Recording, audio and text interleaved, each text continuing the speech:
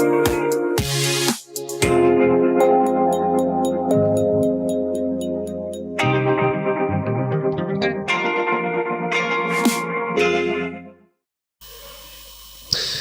dans Entretien, le magazine de la rédaction de votre télévision. Pour ce nouveau numéro, on parlera pas politique, on va parler social. Vous le savez, au-delà de la crise politique ou des tractations politiques que l'on vit en République démocratique du Congo, il est important de savoir aussi qu'il y a des priorités qui vont au-delà de la politique. On en parle avec une invitée, une dame, qui de tous les jours plaide pour le développement, en tout cas, des coins reculés ici en République démocratique du Congo. Éloge Louyelo Nzibo, bienvenue. Merci. Alors, vous êtes coordonnatrice d'une structure dénommée Sourire dans nos villages, SDV en sigle, une structure qui existe depuis 3 ans en République démocratique du Congo. Et vous faites ce que beaucoup ne font pas, vous plaidez pour le développement des coins reculés de la République, pas seulement les provinces, mais surtout les villages, d'où cette appellation Sourire dans nos villages. En 3 ans d'existence, alors vous avez sûrement plus d'infos que nous. Alors, quelle est la situation du pays dans le fin fond? Merci pour la question. En tout cas, la situation du pays dans le fin fond, je veux dire que rien n'a changé. Rien n'a changé. La pauvreté bat son plein. L'éducation est bafouée parce qu'il n'y a pas d'école en proximité du village. Quelques écoles qui se trouvent au village, je peux dire dans les milliers de kilomètres du village. Et aussi, il y a beaucoup de problèmes. La guerre, ça continue à l'Est, qui empêche les enfants d'aller à l'école, qui empêche les enfants de vivre en paix. Il y a beaucoup de problèmes qui ne changent pas. Et d'ailleurs, même, ça fait qu'augmenter. Nous avons le problème de mariage précoce, nous avons le problème de taux de mortalité qui fait que grandir, si je peux dire ça. Donc, je crois que rien n'a changé. On continue toujours à souffrir. Quand vous parlez de guerre, j'aimerais préciser, c'est plus les activités des groupes armés qui sévissent sur place, qui dérangent la quiétude de la population.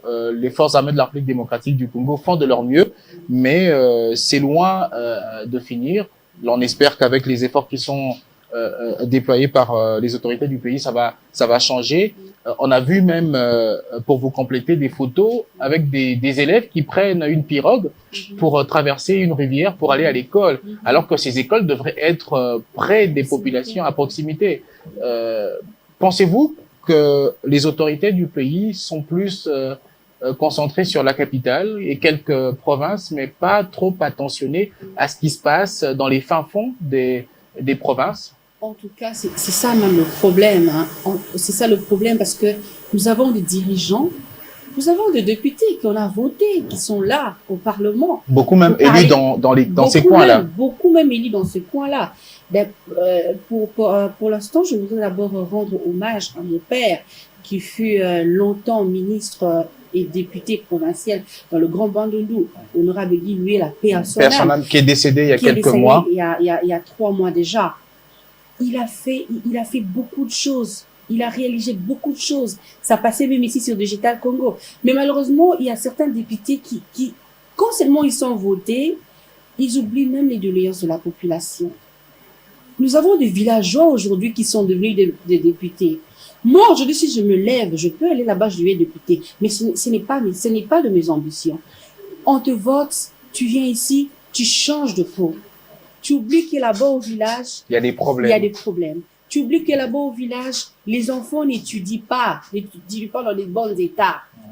Tu oublies que là-bas au village, tu ne mangeais pas bien. Il y a des écoles qui manquent de bancs. Il y a des écoles qui manquent de bancs. Et c'est sérieux, cette histoire. C'est très sérieux. Il y a des écoles qui sont construites en paille. En paille. Et malheureusement, côté soins de santé, n'en parlons pas. N'en parlons pas, mon cher. C'est vraiment difficile. Donc, nous avons des dirigeants, oui, mais malheureusement, ces dirigeants-là ne rentrent plus dans leur fief électoral, si vous voulez. Pour essayer de résoudre le problème, les vrais problèmes qui gangrènent qui touchent la population. la population. Vous parlez des députés nationaux notamment parce que ce sont eux, les élus du peuple. Ils devraient de temps en temps se référer parce qu'il y en a qui sont, il y en a qui se présentent à qui on vous dit il est élu dans un coin très loin que vous connaissez peut-être pas mais que lui connaît. Il y a de la population sur place, mais lorsqu'on est à Kinshasa, on est plus dans les tractations politiques, on oublie ce qui se passe là-bas. Mais vous avez le temps de vous souvenir de ces problèmes. Mais est-ce que vous avez le temps aussi d'approcher les députés, de sensibiliser les autorités pour qu'elles se réfèrent à ce qui se passe dans ces coins-là? Oui, je le fais pratiquement, mais je vous dis que je suis déçue, complètement déçue. Mon père même était dans la politique, donc je pouvais avoir les privilèges d'approcher quelques gouverneurs, mais malheureusement j'ai été déçue.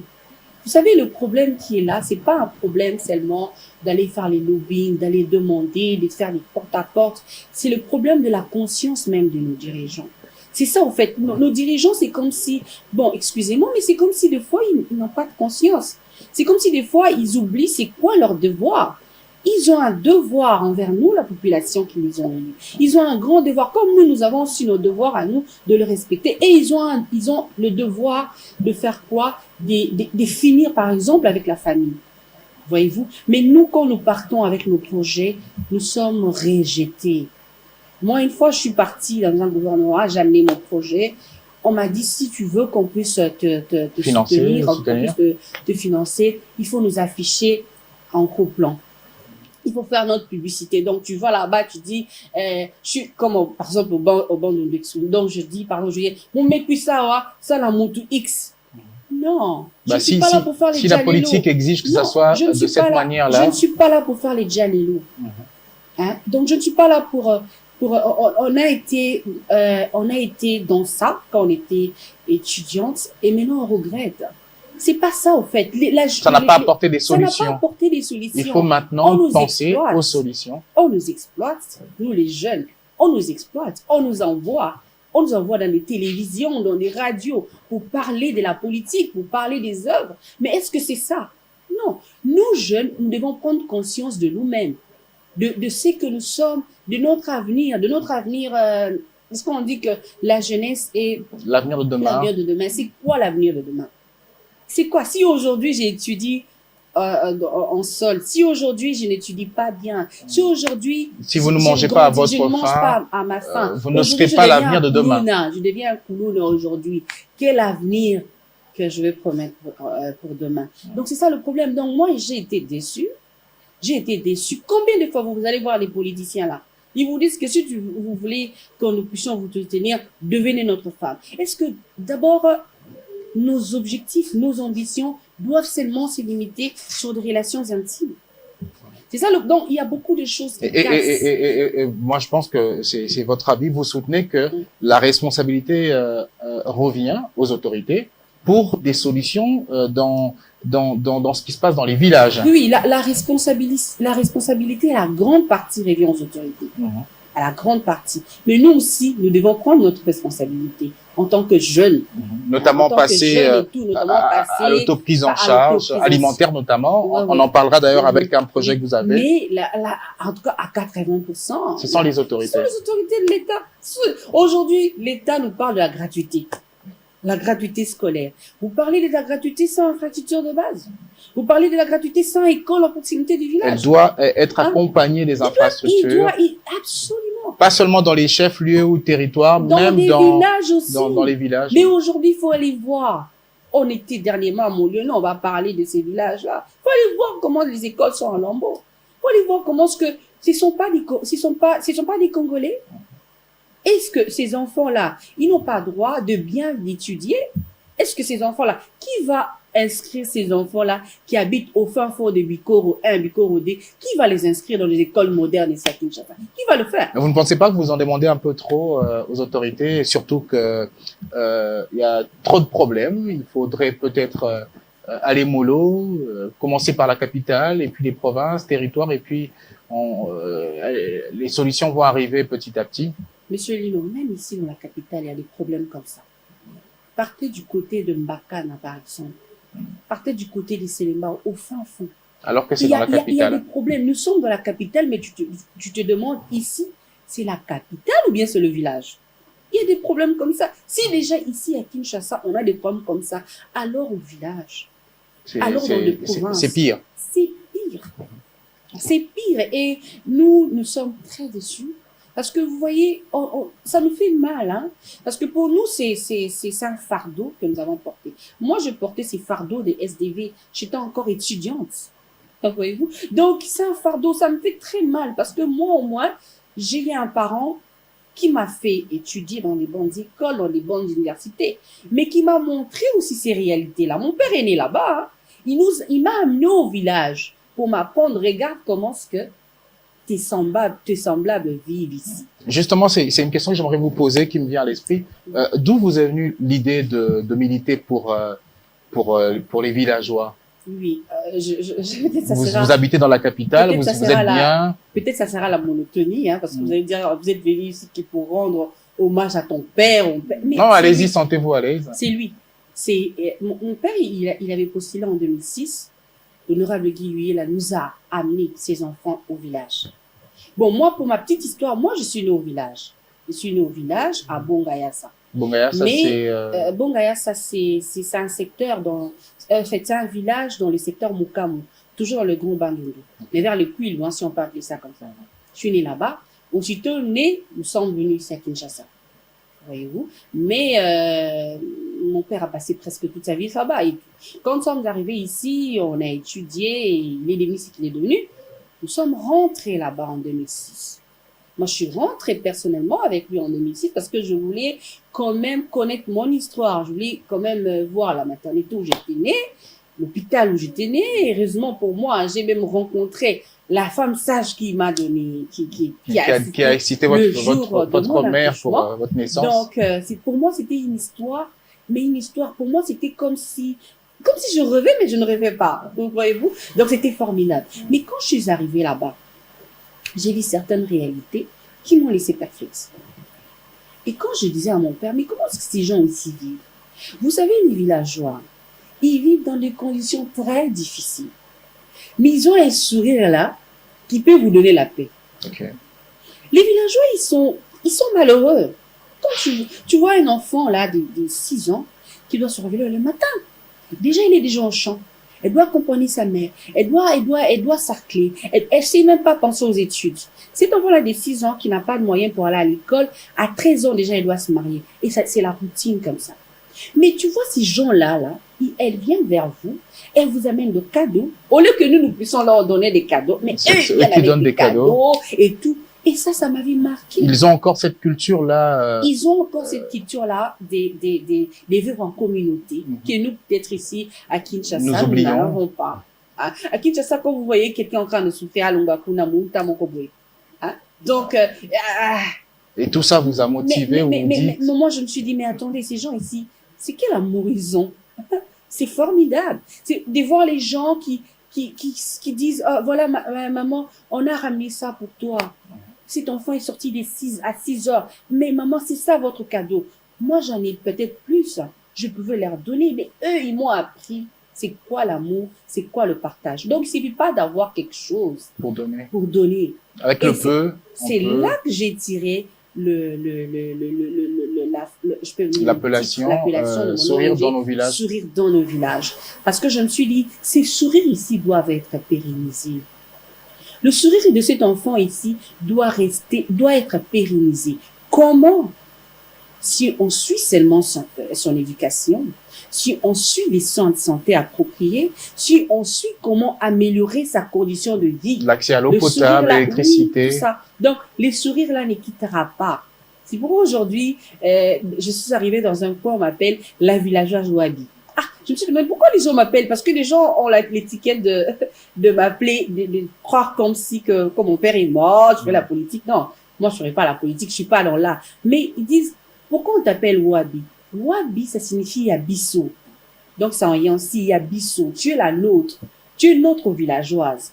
Et du coup, j'ai aimé ces prénoms. Je me suis dit, ok, je m'appelle maintenant la villageoise Wabi. Donc voyez-vous, c'est ça en fait. C'est cet amour-là qui m'a vraiment Motivé qui m'a pour... motivé à faire ce travail. J'ai commencé à aller sur terrain à l'âge de... J'avais 20 ans. Non, 18 ans.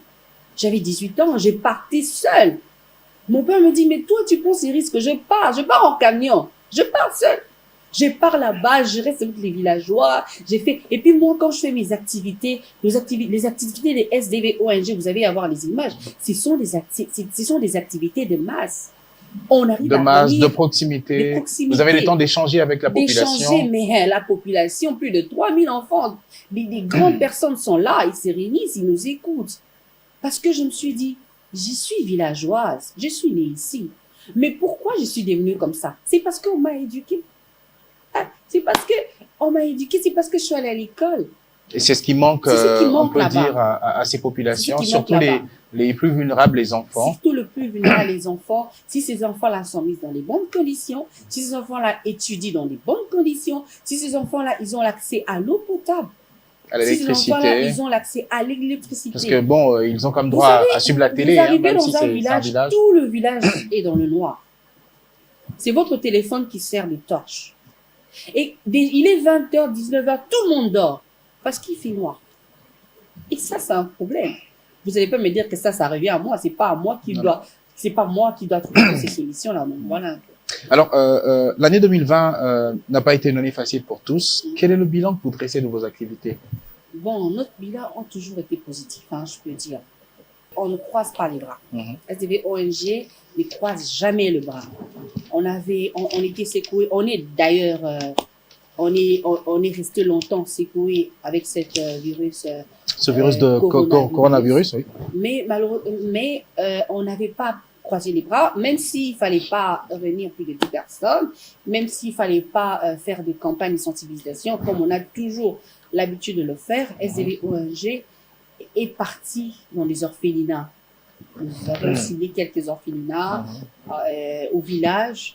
Bon, d'abord au village, on était parti 2 fois parce que quand on a fermé les frontières, on ne pouvait pas aller au village. C'était difficile, il fallait rester à Kinshasa. De se déplacer. Nous sommes restés à Kinshasa, mais on n'a pas croisé les bras. Nous sommes allés dans les orphelinats et tout, on a vu, il y avait la faim. Parce que vous voyez, ces orphelinats-là aussi vivent dedans. Mais les personnes qui donnent le don, ils ne savent pas venir à Kinshasa. Et c'était comme ça. L'argent qu'on avait récolté en 2020, en tout cas, on est passé que dans les orphelinats de Kinshasa. Ici à Kinshasa. On a remis les dons. Sauf que nous, SDV, on ne fait pas la promotion de ça. On n'est pas là pour faire la pub, pour montrer...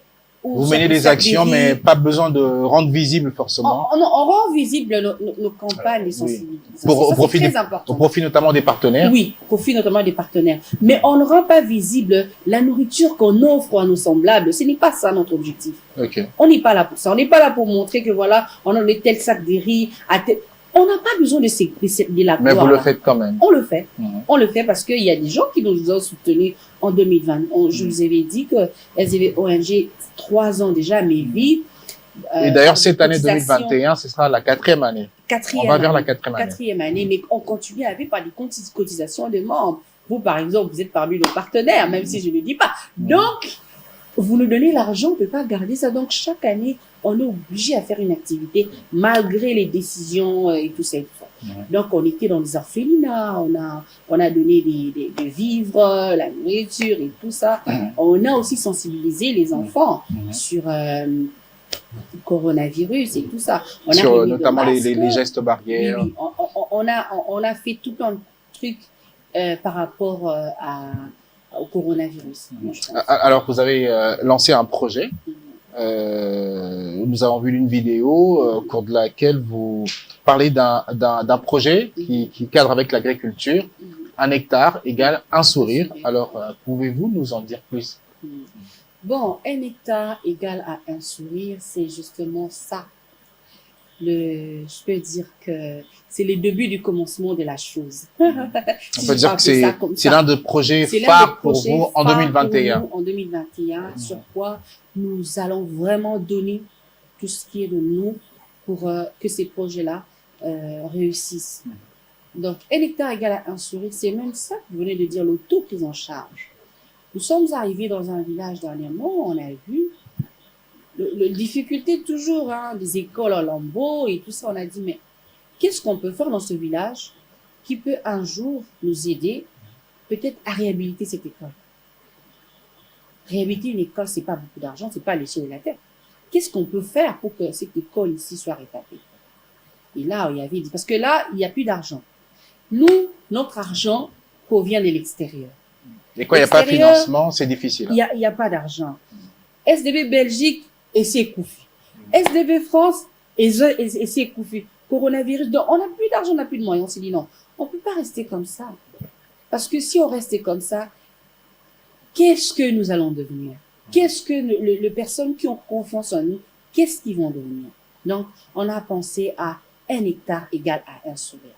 C'est quoi le projet? Le projet consiste à acheter d'abord des hectares. Donc, nous-mêmes, d'abord, SDB ONG, on a eu à réunir 3 hectares. On a nous-mêmes payé. Où exactement? On a payé ça à Mouliono. Mouliono, c'est justement en Bakana. En Bakana, c'est à Kinshasa, c'est pas en dehors de Kinshasa. À peu près une heure et demie, 2 heures du centre-ville. Oui, 1h30, 2 heures du centre-ville, mais c'est tout près de province pour aller vers... pour aller dans le Grand Bandundu. Dans les Grands Bandundu. Vous passez par... j'oublie le nom du village là, et une fois que vous dépassez Ntsélé, Kenge, vous arrivez. Donc, c'est là où nous sommes partis, mais nous ne sommes pas partis en Bakana, nous sommes entrés au feu fond. C'est là-bas que nous avons eu à obtenir cet hectare-là. Cet hectare et à faire connaissance du chef coutumier de ce village-là, des Moulins. Comment on est arrivé là-bas? Parce que chaque année, SDB ONG, le 25 décembre, organise une petite activité, on appelle ça activité culturelle, où on amène un Père Noël qui ramène des cadeaux aux enfants villageois. C'est un peu ça, un peu le sourire, essayer un peu de leur motiver. Ils ont aussi droit à cela. Ils ont aussi droit à ça, et pour chaque année, on a fait. Mais cette année, ça coïncidait avec cette histoire de coronavirus. On se dit, on ne s'est pas réuni plus de 10 personnes, mais comment on va aller faire cette activité? Parce que quand vous allez faire cette activité-là, attendez-vous que c'est tous les villages qui sont là. Le petit cadeau que vous allez apporter pour un enfant, même un papa va venir demander ça. Donc, on se dit non, cet argent qu'on a pu récolter, quand même, là, je veux remercier SDV Belgique, qui nous a vraiment soutenus, qui a sensibilisé les gens, qui nous ont donné quelque chose.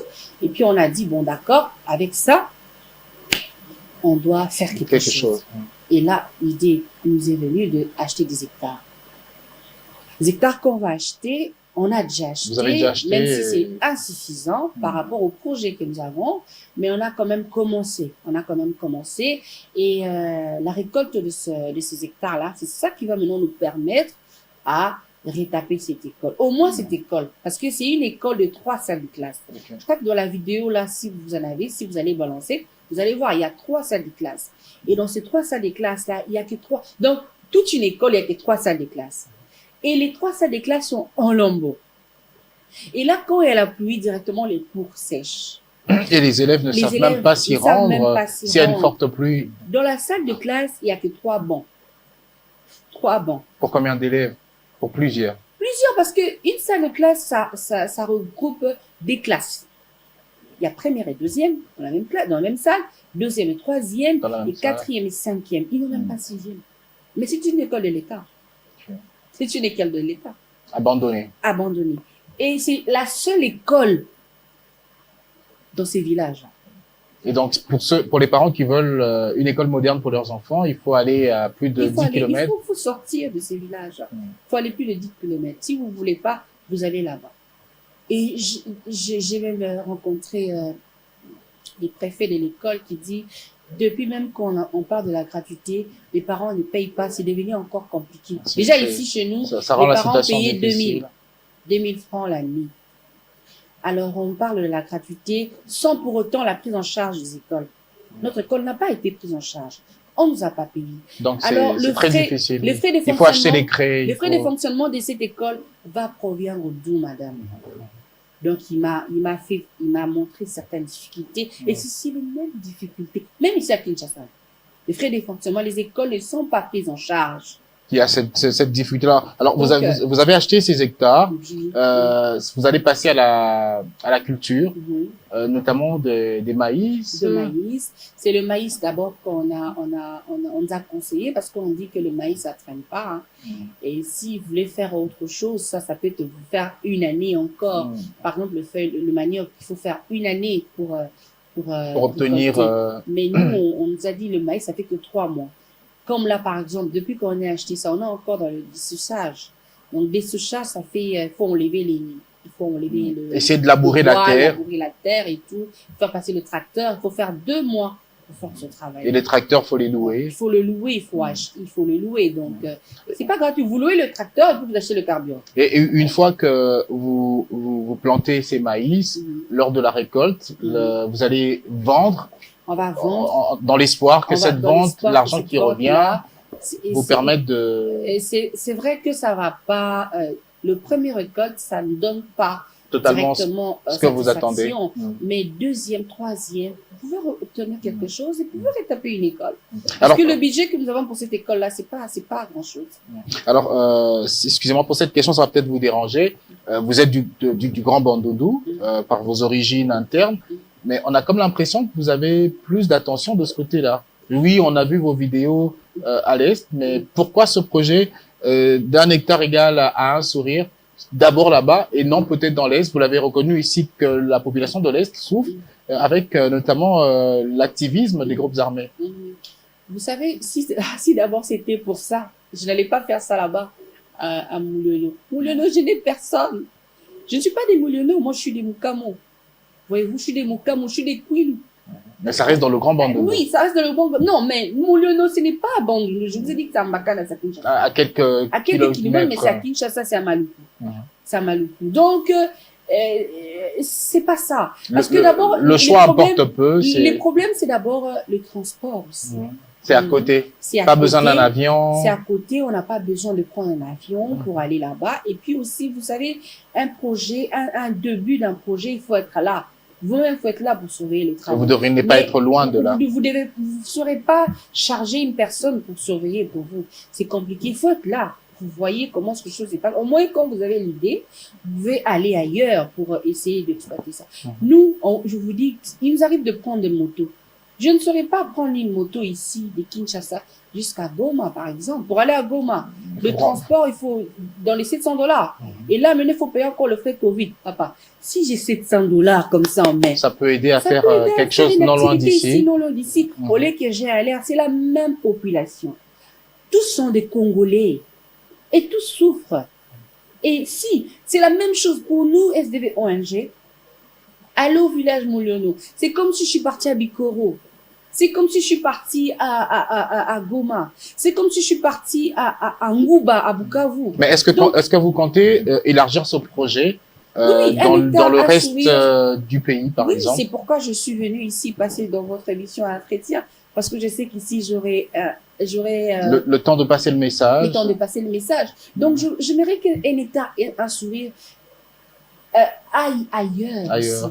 Et il se peut aussi qu'une autre structure qui travaille peut-être à l'intérieur dans notre province s'approprie ce projet en collaboration pour faire de même de l'autre côté. Oui, on est d'accord. D'abord, un hectare, un sourire donne du travail. On a donné du travail aux parents qui ne travaillaient pas.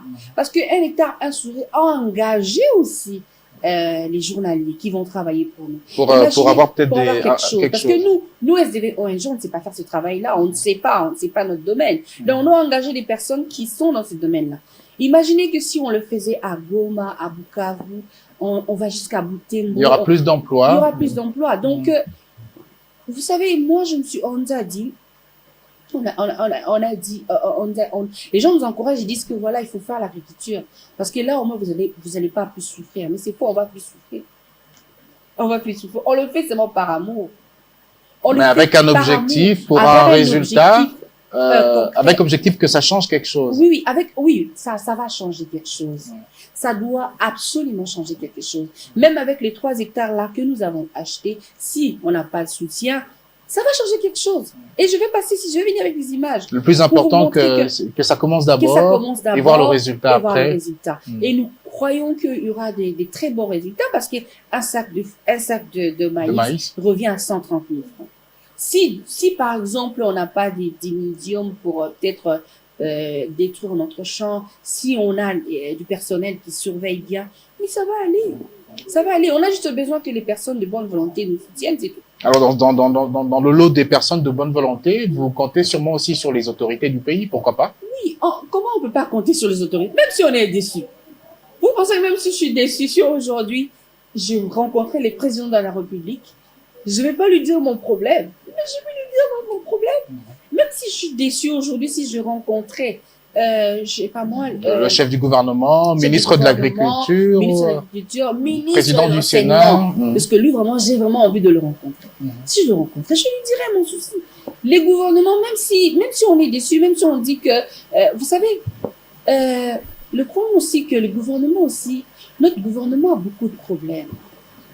Cette histoire de passation de pouvoir, ça c'est pas facile, hein. C'est pas facile, c'est vrai. Il y a des tractations politiques qui s'en sont suivies. Je comprends. Voilà pourquoi SDV ONG aime commencer avec les faux persos. Okay. Hein? Voilà pourquoi on aime commencer avec les faux persos. Pour montrer l'exemple, baliser le chemin. Pour montrer l'exemple, ce n'est pas facile, hein. Ce n'est pas facile de quitter ici, de prendre le camion, d'arriver là-bas, de prendre les motos parce que les routes sont, nous, on n'a pas des jets privés pour partir, pour voyager. On n'a pas des Land Rover pour voyager. Mais on part quand même. Comment on fait? C'est pas facile. Mais si on le fait, c'est pour montrer l'exemple à nos dirigeants. C'est le problème seulement de la conscience. Et pensez-vous? Allez-y. C'est le problème seulement de la bonne volonté. Et il n'y a que ça qui manque. Et si on met un peu de bonne volonté, parce que quand on dit aimer le Congo, moi ça me fait très mal aujourd'hui, je vois les gens adhérer à Union Sacrée qui disent que on est là pour travailler pour la population. Mais comment toi tu peux faire 18 ans, tu n'as pas travaillé pour la population, aujourd'hui tu dis que j'adhère à Union Sacrée pour travailler pour la population. Donc avant ils n'ont jamais travaillé pour la population. Ce sont des questions comme ça qu'on doit poser. Je pense même que ce sont des questions comme ça que le président de la République doit poser à ceux qui adhèrent à sa vision. Tu fais 18 ans quelque part. Une personne qui t'a lavé, qui t'a nettoyé, qui a fait de toi ce que tu es aujourd'hui. Et puis tu dis qu'aujourd'hui, je vais travailler pour la population. Avant, tu travaillais pour qui?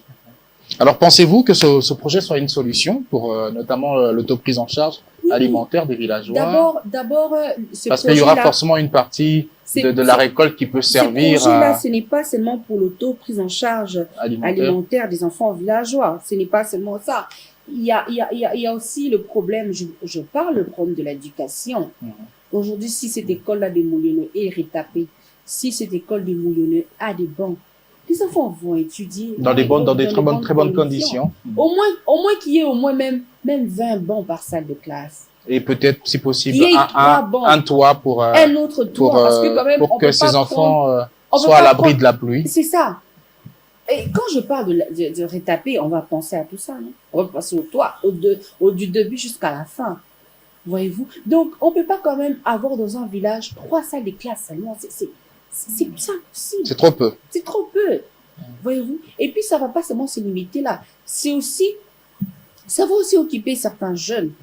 Aujourd'hui, les jeunes se livrent dans le Kuluna. Pourquoi? Parce qu'il y a la pauvreté. Quelqu'un qui naît là, dans une famille là, pauvre, et qui veut peut-être vivre comme un enfant des députés, qu'est-ce que cet enfant va aller faire? Il va aller voler. D'où il faut des solutions pour changer la vie de ces familles. Quand j'engage cet enfant, parce que déjà à 18 ans, on voit déjà à 18 ans des parents au village. Il a 18 ans, mais il est parent. Déjà, un phénomène qui dérange l'avenir, surtout de la jeune fille. Ça dérange l'avenir, mais ces parents-là, tu vas l'envoyer à l'école comment? Il a déjà sa famille. 4 enfants. Mais quand tu engages ces parents-là, tu l'amènes là. Pour travailler. Pour travailler. Et puis tu lui dis ça que tu travailles. C'est pas pour autre chose. C'est pour envoyer ton enfant à l'école. Parce que nous, quand on sensibilise, on prône beaucoup plus sur l'éducation. Parce qu'on se dit que si l'enfant est éduqué, cet enfant-là peut s'en sortir. Parce que quand on voit des députés aujourd'hui, des villageois, qui sont nés dans des fins fonds, mais aujourd'hui, ils sont là, ils se retrouvent. C'est parce qu'ils ont C'est eu parce quelque qu'ils part ont eu accès quelque à part une l'éducation. Donc, nous, on se base beaucoup plus sur ça. Parce qu'on se dit que si l'enfant va à l'école, hein, si l'enfant est éduqué, il n'aura pas le temps d'aller faire un mariage précoce. Nous avons, nous, SDV ONG, on a un scénario qu'on a écrit en 2018. Le scénario s'intitule Yenga, la fille du village. Là même, je lance un appel aux producteurs, ceux-là qui voudront nous soutenir. C'est un très, très beau scénario. Dedans, on est en train de montrer comment un enfant villageois, une jeune fille villageoise peut s'en sortir à l'aide de l'éducation. C'est très beau. C'est très beau. Il y a des exemples aujourd'hui, des exemples palpables aujourd'hui. Je suis moi-même là. Même si je n'ai pas vécu totalement ce que cet enfant a vécu, mais je suis née là-bas. Mais il y a des gens plus que moi qui existent. Voyez-vous? Et qui peuvent faire quelque chose pour ces coins-là. Mais malheureusement, ils ne le font pas. Ils ne le font pas. Aujourd'hui, et comment on a voté na récupéré bon, on a fait ça qui dit. On a récupéré ma t-shirt, on a fait ça qui dit. On oublie vite. On oublie vite. Et c'est pourquoi moi, je ferai jamais ça. Bon, je ne dis pas jamais, je ne vais pas limiter Dieu. Mais bon, c'est pas ça dans mes ambitions. Vous ne voulez pas être dans la politique. Je vais pas. Parce que je me dis, ils vont, ils dépensent, ils achètent la pierre, ils font ceci, ils font quelques ponts là et tout pour distraire les enfants villageois et tout. Ils font quelques trucs, des activités bêtes, et puis ils rentrent ici, et puis c'est... Alors, avant une dernière question, un dernier mot pour ce projet-là. Un hectare égale à un sourire. Qu'est-ce que les gens doivent, en gros, retenir de ce projet? Oui, c'est un gros... c'est un projet qui est dans le secteur agriculture. Un grand projet, oui. C'est un grand projet qui est dans le secteur de l'agriculture, donc qui consisterait seulement à s'aimer. S'aimer, financer une récolte. À s'aimer et puis financer des écoles. Les écoles, voilà. C'est ça. Les écoles à l'embout du village. C'est ça. On va pas aller à autre chose. On va pas aller. Et s'il y a des personnes de bonne volonté qui sont intéressées à soutenir ce projet, ces personnes ne devraient pas hésiter. Déjà là, je vous dis, les 3 hectares que nous avons eus, nous avons reçu de l'argent des jeunes de Belgique qui nous ont envoyé. Donc, s'il y a des personnes de belle volonté au gouvernement, en commençant par le président de la République, qu'elles n'hésitent pas à apporter de l'aide à ce projet, notre première dame, même une expertise pour voir ce que ça donne. Pour voir ce que ça donne. Parce que vous dites que les jeunes, ça là, il y a l'autre côté. Nous, on est là. Qu'ils essaient un peu de le soutenir. Ça fait très mal de voir aujourd'hui. C'est plus les personnes qui sont soutenues, c'est beaucoup plus les musiciens, excusez-moi. C'est pas vous n'êtes pas contre les musiciens, mais bon, c'est bien de le soutenir aussi parce qu'on doit soutenir notre culture. Mais il y a aussi beaucoup de nécessités qui ont besoin de l'aide. Il y a aussi des jeunes qui travaillent avec leur tête, qui réfléchissent des très bons projets, mais qui sont pas soutenus. Les projets des jeunes ne sont pas soutenus. Pour que tu sois soutenu aujourd'hui à Kinshasa, il faut être Mwanaya. Il faut avoir un Tioya. Non. Moi aussi, je suis inconnu, je peux aller au ministère de l'Agriculture, présenter un projet et obtenir prise en charge. Mais soutien. pourquoi pas? Donc, c'est ça. Nous implorons vraiment que les personnes de bonne volonté puissent soutenir. On a besoin de ces soutiens-là. On a besoin. Vous savez, quand vous allez voir, parce que nous allons encore revenir ici. Je vous promets, on va revenir ici. On vous attendra. Avec cette école-là qui sera retapée. On va revenir ici quand cette école-là sera inaugurée. Vous allez voir les sourires là qui sera pérennisé ce jour-là. Et voilà. Alors, vos souhaits pour cette année, quelle devrait être cette année 2021 pour les Congolais, pour les villageois, pour SDV? Est-ce que vous avez des souhaits? Le souhait que j'ai pour cette année, c'est que je souhaiterais vraiment qu'il y ait plus de concret. Okay. On est trop dans la théorie. On est trop dans les promesses. On est fatigué. Il faut passer à des actions. Il faut passer à des actions concrètes. C'est ça. On veut ça.